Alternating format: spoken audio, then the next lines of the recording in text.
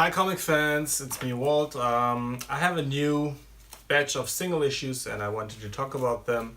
This will be a fast video because I don't have too much time. So yeah, without further ado I will just start with Detective Comics. It's number 960 to 962. It's the wrap up of Intelligence, a story which started out really strong in my opinion. It had the main topics of magic represented by Zatanna and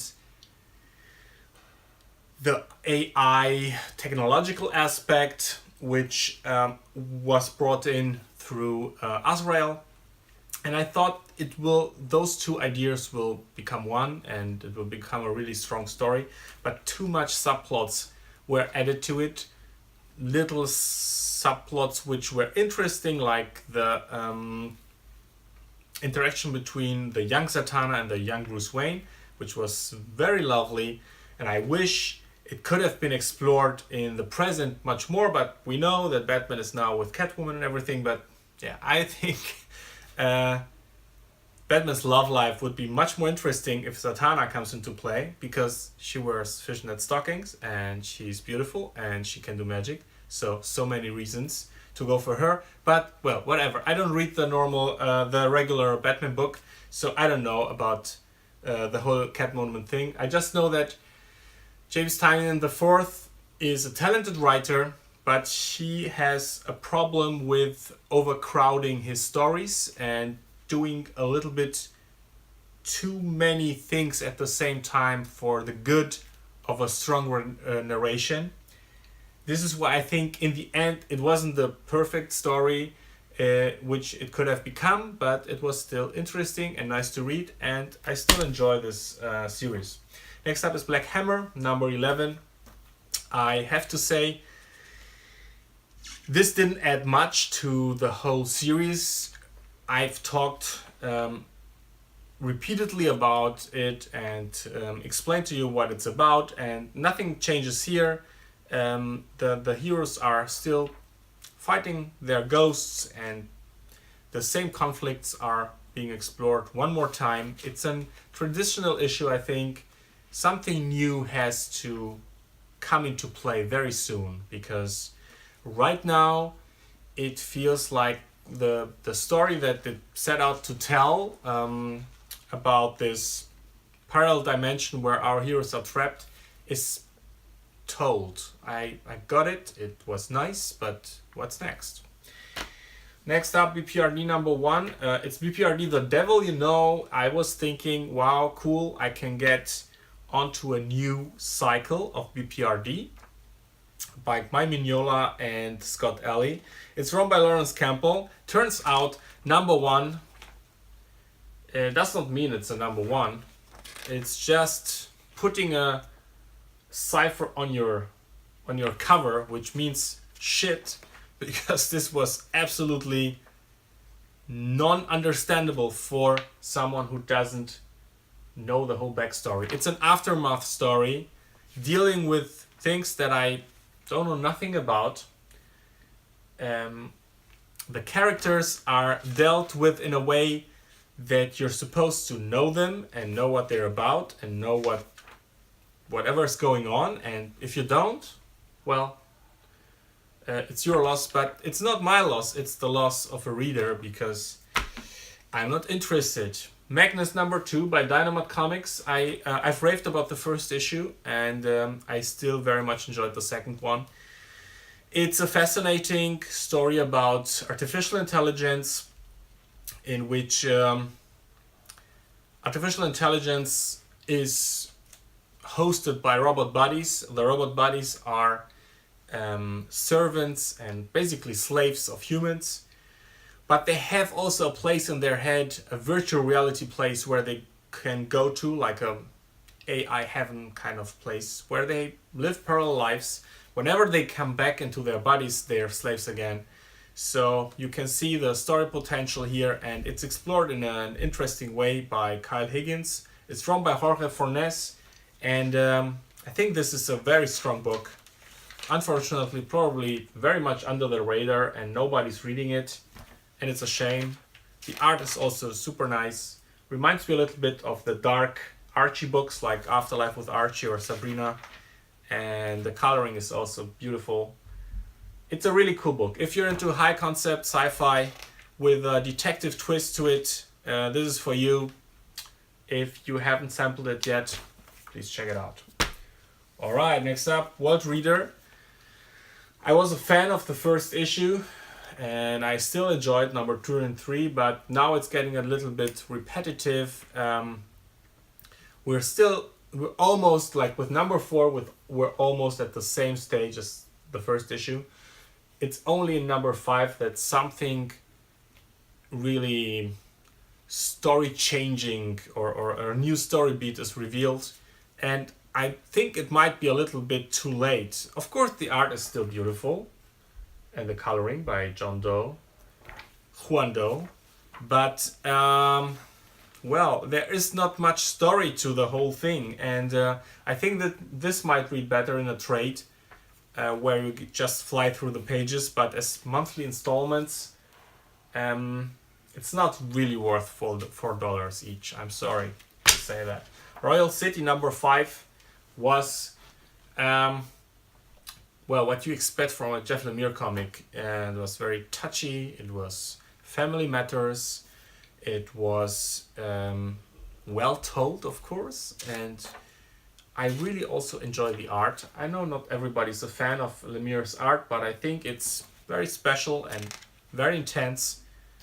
And, well, it's a father-son thing, so it's normal that it's touching for me. I have a son, so yeah.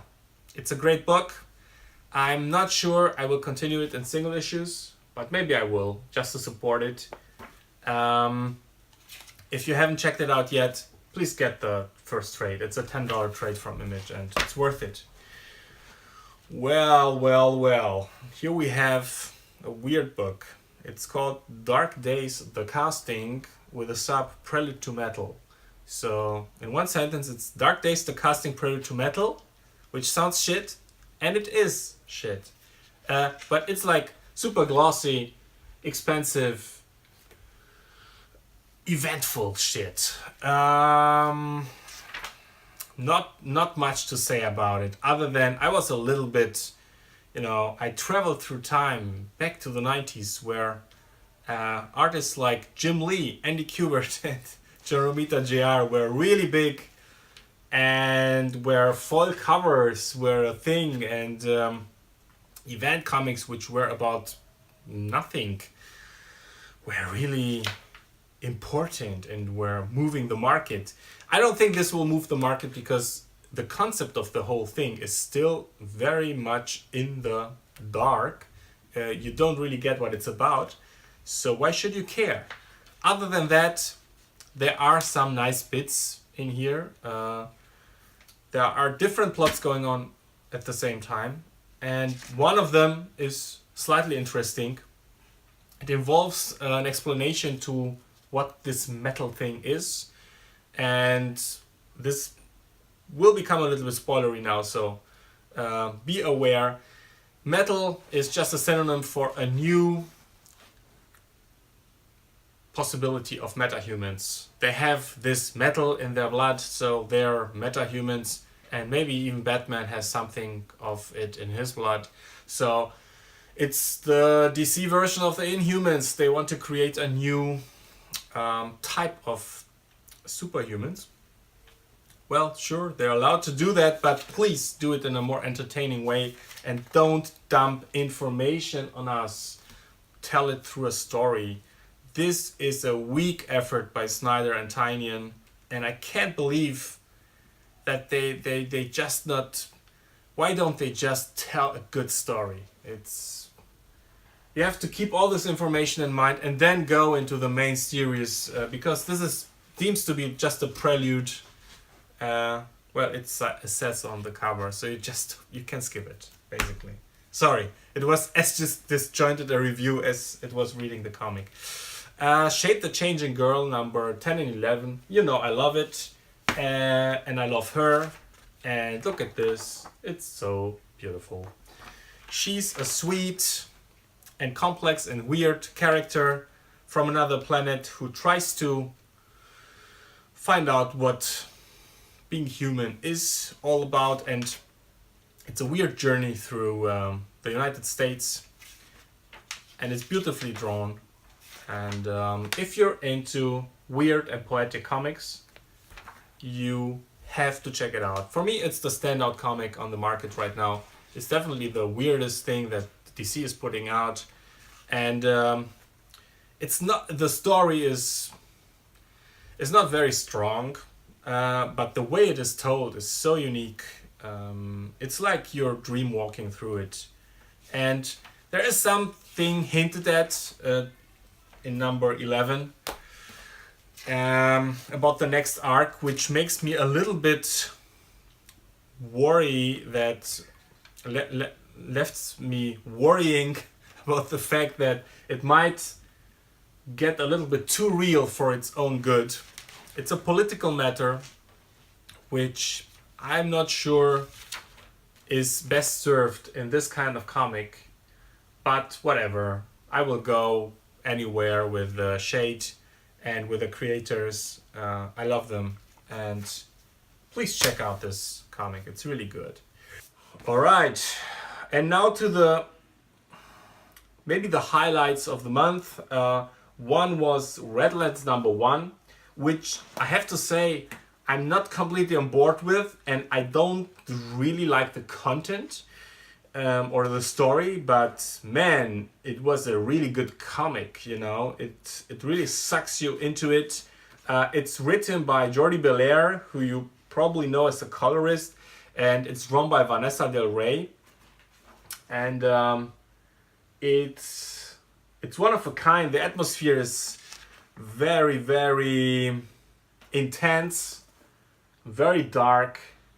And what I really loved about it, it starts with a very tense situation. It's already, pulling all strings from the first page on. This is how you do a number 1. And we find out as we go little bits of what is going on in this, I think, southern town in the States. And it's a supernatural book. It's a book about witchcraft, and what I don't really enjoy is the fact that, there is some social commentary in here which is a little bit heavy-handed. It's a lot of white men who are supposed to be like the bad guys, and suppressed women who are witches and are supposed to be the avenging ghosts of the suppressed or oppressed, I'm sorry. And I know, so I feel that this is where it's going, and it's so oversimplistic, and I don't like the whole victimhood and revenge thing, which is now so much a part of storytelling, and it's so one-sided and so redundant. I really got it. I understood the trope is becoming old already. But whatever you feel about the political message that is inside here, you can't deny that this book is done in a fabulous way, and I really enjoyed it. All right, and now to the absolute highlight. It's Mr. Miracle number 1. The expectations are, of course, pretty big when Mr. Tom King is doing another of his famous 12-part maxi series, and this time his partner in crime is Mitch Gerards. They have done The Sheriff of Babylon, also a 12-part series, which I haven't read yet. I'm still waiting for a deluxe edition on that, but I couldn't miss the chance to sample this new number 1, and I have to say I'm very impressed. It's really, really, really good, and it's good in a very daring and experimental way, and I'm not sure that everyone will agree with me and be on board, because it's not easy to understand it. It's not easy to find the red line. But I think it's like with Vision. I think Vision you could pretty much be on board from the first issue on. So it's not like Vision, but I think it's easy. If you've read Tom King's works before, it's easy to trust this guy that he will get to this place where everything falls into place and makes a lot of sense. Right now, we just see a man, Mr. Miracle, who's, and this I can spoil because it's on the first 1 or 2 pages. If you don't want to be spoiled, just skip this. So he's attempting a suicide. We don't know exactly why. He's claiming that it's like the ultimate escape trick, you know, to cheat death. But we can assume that there's more to it. The whole vibe of the book has, for me, a lot of similarities to Moon Knight by Jeff Lemire, in that you don't really understand what is real and what is in his head, what is happening, when, and the only thing that seems very real are like those little boxes here of text only, which just say Dark Side is.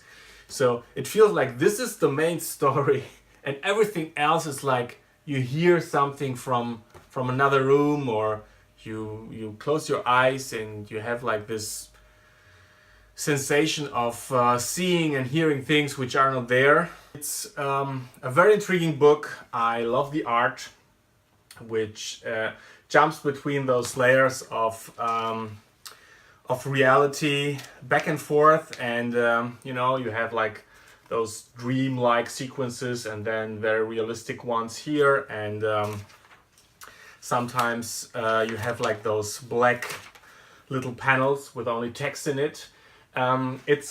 It's really, really complex, but still entertaining, and you just want more of it.